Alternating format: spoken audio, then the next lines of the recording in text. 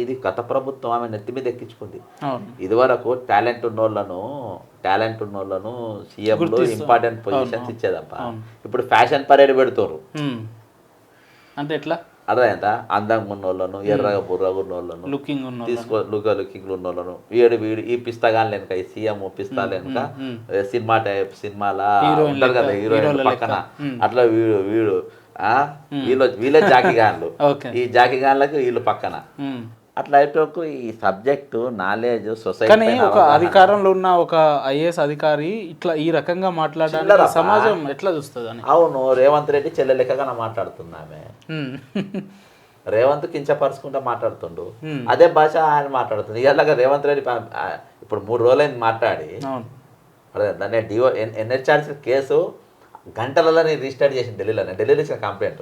All India services కాదు, భారతదేశం మొత్తం తెలవాలి ఇది బద్మాష్ అనేది. ఇప్పుడు మన గౌరవం మన రెస్పెక్ట్ రెస్పెక్ట్ గారు అంటే నేను గారు, అది ఏం రా అంటే నేను ఏం రా అంట. అర్థం మన దిగదు. ఢిల్లీ కూడా ఒక దొంగ దిక్క మా దగ్గర తయారైందని తెలియనికి ఢిల్లీలో ఇచ్చిన కంప్లైంట్, యూఓపీటీలు ఇచ్చిన అవర్స్ లా ఫస్ట్ టైం గంటలల్లో కేసు ఎప్పుడు కూడా రిజిస్టర్ కాలే. నేను జస్ట్ 3-4 అవర్స్ రా, నేను 11-12 o'clock కంప్లైంట్ ఇస్తే 3-4 o'clock వరకు కేసు రిజిస్టర్. ఆఫ్ కోర్స్ మా ఫ్రెండ్ అక్కడ ఒక అడ్వకేట్ పంపిన ఢిల్లీలో, కేసు రిజిస్టర్ అయింది మా పేరు మీద. అంటే కంపల్సరీ రేపు ఎన్హెచ్ఆర్సీ డిఓపిటికి నోటీస్ ఇవ్వబోతుంది. అదే వీళ్ళకి బాస్ డిఓపిటి మినిస్టర్ వస్తారు, పర్సనల్ సెక్రటరీకి వాళ్ళకు పోతుంది, డిపార్ట్మెంట్ ఆఫ్ పర్సనల్ ట్రైనింగ్స్ కిందికి వస్తుంది ఐఎస్ పోతుంది. నోటీస్ ఇక్కడికి వస్తుంది. నోటీస్ వచ్చిందనంటే రేపు దేశంలో మొత్తం చర్చ నడుస్తుంది. నేను పార్టీ డిఓపిటీ చేసిన, ఏమేం చేయలే. ఇటువంటి బద్మాష్ దానికి నువ్వు ఎట్లా ఇచ్చినావు రా ఐఏఎస్ అని డిఓపిటీని ఛాలెంజ్ చేసిన, మా తెలంగాణకి ఎట్లా ఇచ్చినావు అని. అదేందా వాళ్ళకి ఇచ్చుకోవాలి. వాళ్ళు నోటీస్ ఇష్యూ అయిందనుకో ఎన్హెచ్ఆర్సీ డిఓపిటీకి, దేశం మొత్తం తెలుస్తుంది.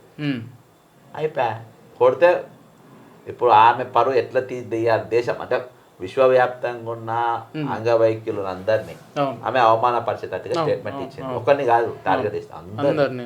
అదే సేమ్ అదే తిరిగి మేము కూడా అందరు తెలిసినట్టు నేను గురించి.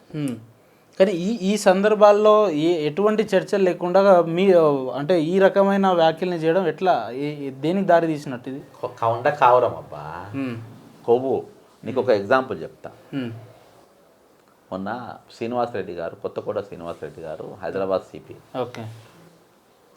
నేను ఒకరినో ఇద్దరిని ఇష్టపడతా పోలీసులా, అలా నంబర్ 1 కొత్తకోట శ్రీనివాసరెడ్డినే. అందుకు కారణం ఏంటి? ఆయన మించిన హానెస్ట్ ఎవడు ఉండడు, హ్యూమానిటీ, హానెస్ట్ ఆఫీసర్. ఓకే, ఆయన ఎక్కడ సింగల్ టీ తాగడు. నేను ఛాలెంజ్ చేస్తాను, ఇది ఓపెన్ ఛాలెంజ్ ఎవడంటే. ఎందుకంటే నేను వరంగల్ ఎస్పీగా పనిచేసాను. ఆయనకు తెలియకుండా నేను ఆయనతో డ్యూటీ చేయించిన. నేను నన్ను తెలియదు ఆన్ ఫోన్, అప్పుడు కొత్త మొబైల్ వచ్చినాయి, 944 ఏదో నంబర్ ఉండే ఆయనకు. ప్రతి దగ్గర పెద్ద పెద్ద ఈ స్మగ్లర్లై పెద్ద ఇష్యూస్, పెద్ద పెద్ద గోదాములు, మందు గోదాములు అవి ఇవి ఆయనతో కొన్ని మంచి చేసిండు. ఓ సందర్భంగా నేను మాట్లాడాను, ఆయన అంతా అబ్జర్వ్ చేసి ఎస్ఎఫ్ఐ బ్యాక్గ్రౌండ్. ఆయన అక్కడికి వెళ్ళి ఈ కొండ సురేఖ వాళ్ళతో వాళ్ళ పంచాయతీ అయితే సీఎం గారు కూర్చుంటే ఆయన మహబూబ్నగర్ ట్రాన్స్ఫర్ చేసి మహబూబ్నగర్కి వచ్చినప్పుడు మొన్న డీజీపీ ఉంటాడు, సిపి ఉంటాడు, కొత్తకోట శ్రీనివాసరెడ్డి ఇప్పుడు సిపి ఉంటాడు. రేవంత్ రెడ్డి గారు స్పీచ్లో మాట్లాడతారు, అంటే నోట్ తీట ఎట్లుంటుంది చూడు, నోట్ తీట అంటది సేమ్ సబర్వాల్ లెక్క, స్మిత లెక్క. నేను జెడ్పీటీసీ ఉన్నప్పుడు ఆయన పోలీస్ స్టేషన్ పోవాలంటే 2 రోజులు పట్టేది. ఆయన దగ్గర పోయి నేను నిలబడి కలిసి మళ్ళీ వచ్చేది. అప్పుడు నాకు పని అవన్నీ అబద్ధాలు, అవన్నీ లుచ్చ మాటలు అవి.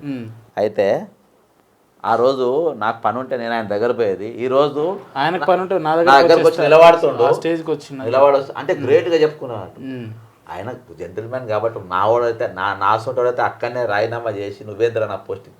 ఆయనకి ఎవరైనా ఐపీఎస్ వేయాలి కదా అక్కడ, ఈయన కాకుండా ఆయన ఆతత్వం. ఆయన మెంటాలిటీ ఏంటంటే ఆయన పైరవి చేసుకోడు, ఆయన పోస్ట్ 100% పైరవి చేసుకోలే.